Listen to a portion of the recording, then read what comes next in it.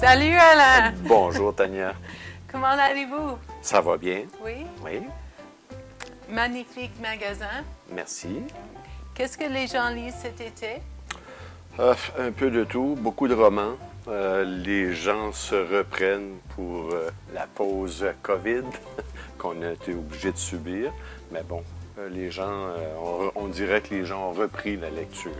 Donc c'est bien.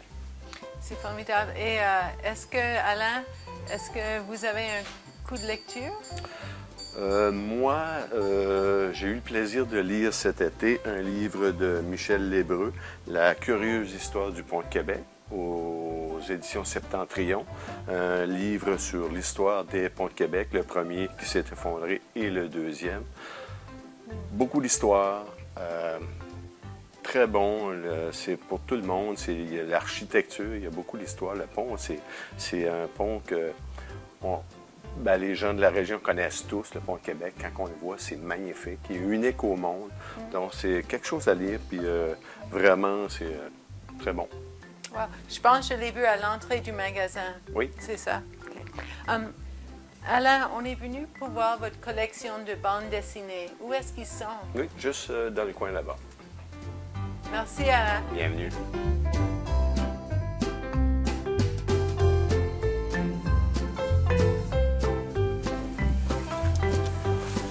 Les bandes dessinées sont vraiment bonnes. Tania, t'en as-tu lu dernièrement que t'as vraiment aimé? Karine, je vois ici une excellente sélection de BD historiques. J'aime ça beaucoup. J'ai lu Les Zola, écrit par Masashi Shimada. Et c'était une BD une biographie d'Émile Zola. Et c'est ça, Émile Zola, on a tous entendu parler, né en 1840. Okay. Je connais des livres par Émile Zola.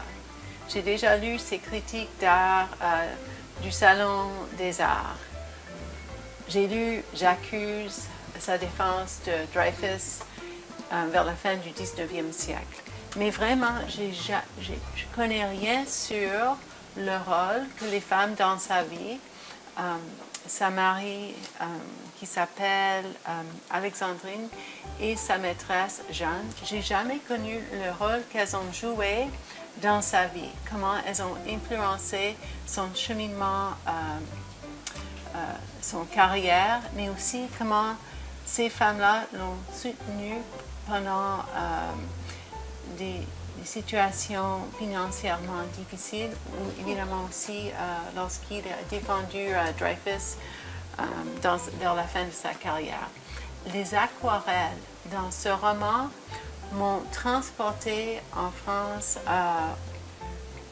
au 19e siècle. Des super beaux aquarelles et bien sûr, j'ai appris aussi beaucoup sur les relations que Zola a entretenues avec les artistes impressionnistes de l'époque.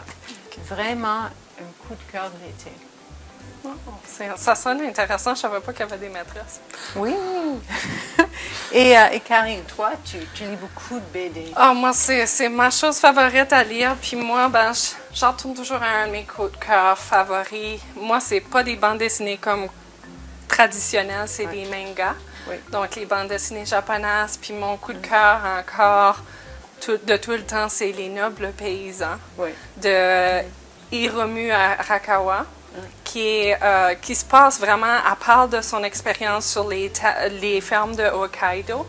Puis elle a un humour particulier parce qu'elle se dépeint toujours en vache, puisque c'est une ferme laitière qu'ils ont. Fait que tous ses personnages sont des vaches. Puis c'est ça, elle a un humour particulier japonais qui se transmet bien avec l'histoire des fermes puis tout ça. Puis moi, ça vient me chercher parce que j'ai vécu un peu sur une ferme. Donc, tout ça, voir l'élevage de bêtes, voir l'entretien des potagers, puis tout ça. Donc, c'est vraiment intéressant. Puis, tu vois vraiment de la culture japonaise aussi transparente là-dedans. Donc, ça, c'est un coup de cœur, là. Tu me prêtes ton livre? Oui. Tu me prêtes le tien? Oui. Et qu'est-ce que tu achètes? Je suis pas sûre, là. Je suis pas mal intéressée par plusieurs.